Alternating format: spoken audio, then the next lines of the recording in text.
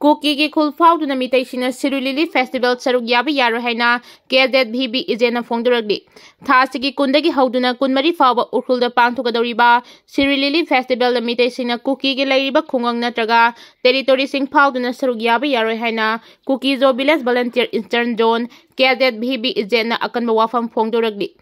KZBB Izena Tadrok Bachirol Amada, Haukiba Sahi Lissingani Kulumdagi Mei Hwnare Horakiba Irang Asinamaram Oiduna, Kuki Miam Ngasisu Awaba Saiten Kaya Kanduna Lady, Imphal Beri da Maite Sina Kuki Singi, Yumkai Lantu Manghan Takhan Batanatana, Church Amasu Kuki Khul Kaya Mai Thaduna Manghan Takhan Kibagi Tawdok Sing, Ngasisu Kuki Miam Nakau Bangam Dana Lady, Manipurgi Irang Asida Kuki Miam da Chataraki Bahingsagi Oiba Tawdo Watok Singi Matagda, Atruma Wild Oina India Lengang na Kuki Miam Nataliba Separate Administration ki demand Piduna, Kuki Miam da Justice Pigadabani, Haiba Atruma Wild Asi Piduna Kuki Miam na Ngasi Tenadiba Awaba Kudong Chadaba Sing Asi, Karada Oidabasu, India Lengang na Kohanaba Hwnare Siroi Festival da Saruk Yanabagi Damag, Mitai Sing Kuki Lairiba, Khul Amadi Territory Sing Faoduna Setba Yaroi, Kuki Miam na Sumaitagi Khul Amasung Territory Sing da Kaidongaida, Khongul Taba Leiroi, KZBB Izena Hariba Wafam Asigi Mayokta Mitai Singna Karigumba Kuki Khul Amasung Territory da Changaklabadi, Maduda Tholakpa Afafatagi,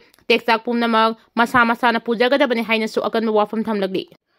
Ningsing Bayabadi Irang Asina Maram Oidaga Siroi Festival Mamang da Mapungpana Pangtok Pangamdana Laki Badu Sahi Asigi Oina di Manipur Lengang na Siroi Festival Pangtokani Haina Fongdok Palekre Loinana Festival Asida Saruk Yaba Fangnabagi Damakta Imphal Dagi SSD gi bus service fauba tawhanaba sem chaba loikre loinana festival asigi organization singna su festival asida saruk yaba lakpa singda lambi da ayat apan pidanaba mangdongnana khangan kiba laikhrabani lengang na irang hantanaba fana kana honarabasu Kuki singna Siroi Festival da Mitai singna Kuki Khul sing Faodun setpa yaroi hairakpada ngakna thokle. President Rule Chalairapagi Mayokta High Court of File Torakpa Petition Solicitor General of India Anirag appear Toraktre Matam Anirag Lokrabasu Affidavit File Toraktre February Mapan listing ani Kunmangagi Nongtilda resign Tawagi Aiba Chirol Pisin Krabamatungda Laikidraba Birena Lusingba Lengang Adugi Matung Tha Adugi Tarahumdodagi Lebak Asigi President na Torakiba Proclamation gi Matungina Numit Adudagi Manipura Chalairagliba President Rule Asi Maram Chari Haibagi Tongan Mamaram Sing Piraduna Lengang Lon Makal Asi Laktokadabani Haiduna High Court of Manipur da file Torakiba writ petition gi while ngarang makata na chathakre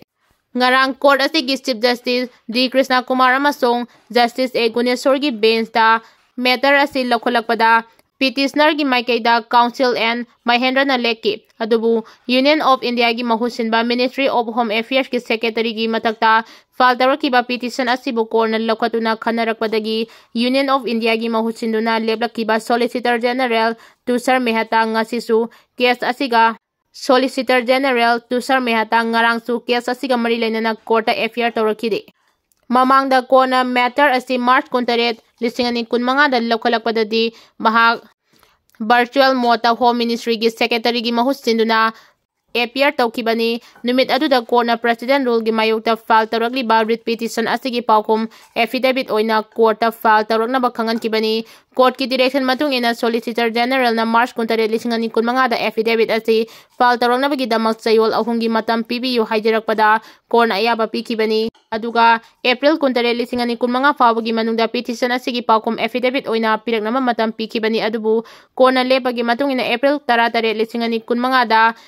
matter asi amuk hana lokholakpada Solicitor General gi mahuta Advocate General na mahaki mahuta lekhibaga loinana mahak court ta appear tawbangamdre maram asina affidavit file tawnabagi matam chayol aniga amuk hana pibina bahajarakibani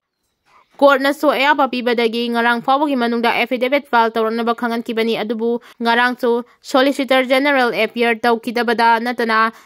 Advocate General na affidavit file Toroknabagi matam amuka makhata na pibina ba haijarakpadagi kona su pibi khibaga loinana mathangi while tha sigi kunipanda chathagani haiki India Pakistan ceasefire bulan mai pakpani haina leibak animangna harauba phongdongnaragli Pahalgam terror attack matungda tha sigi tareta Indian Air Force na Pakistan amasung Pakistan occupied Kashmir POK da leiba tungan na terrorist camp mapan da airstrike chathaduna terrorist kaya hatkraba matungda India amasung Pakistan ki ngamkhai paringda nakal animaki armed forces na missile amasung drone bombing chathabadagi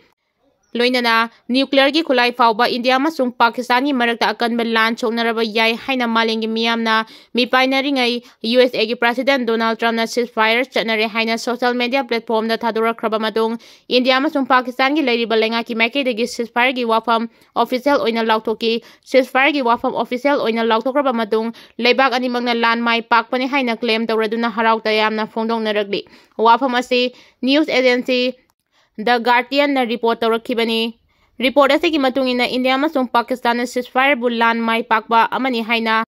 animakna claim tawri Indian Armed Force na Pakistan gi Nur Khan Air Base ta satakiba missile attack atubu singtharaduna haukiba nomaiding numita India gi Defense Minister Rajnath Singh na Indian Air Force gi leiriba tawba ngamba sakti adu Pakistan Army gi Rawalpindi da leiriba headquarter da yauba ngamle haina phongdoki Operation Sindur hairiba Indian Armed Force na satakiba operation adu military gi oiba isam chamba operation amanate India gi leiriba political social amadi strategic will power gi khudam changdam amani haina su phongdongnarakki nakalamaromda Pakistan gi ngamkhai baring da Pakistan Armed Force singbu miyamna lei saiduna pungning thagotpaga loinana harauba phongdongnaki masida natana Pakistan gi Prime Minister Shehbaz Sharif na ceasefire lakthokiba numit May 10 bu sahi khudingi Victory Day haina palan tawgani haina su laktokre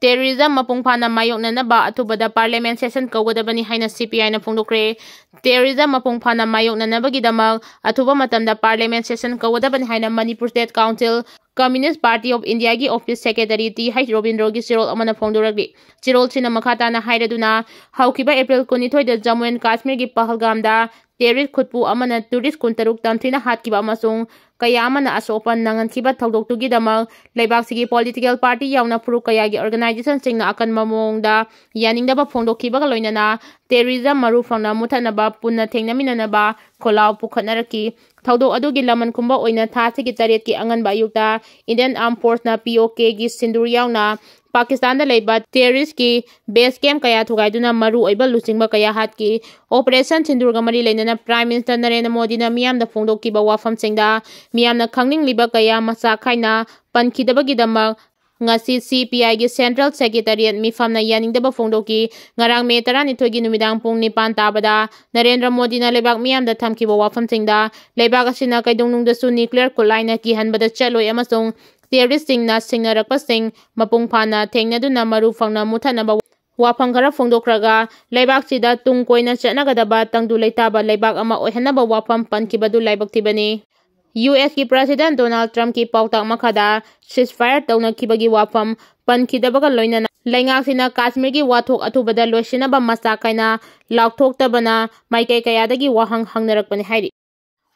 UG Phare Nongmei Yonb Phare Kusukulai Singh Fangle Manipur Police Control Room dagi ngarang numidang thorakba chirol amada ngarang security force amasung police na tongan balal halup singi kada taret amasung Nongmei Yonb miyoi ani fab galoinana Kusukulai Singh recover tawre hairi chirol asigi matungina Phare hairiba Nongmei Yonb ni haiba singna Bukhau Naharup mayai lekai dagi laisang them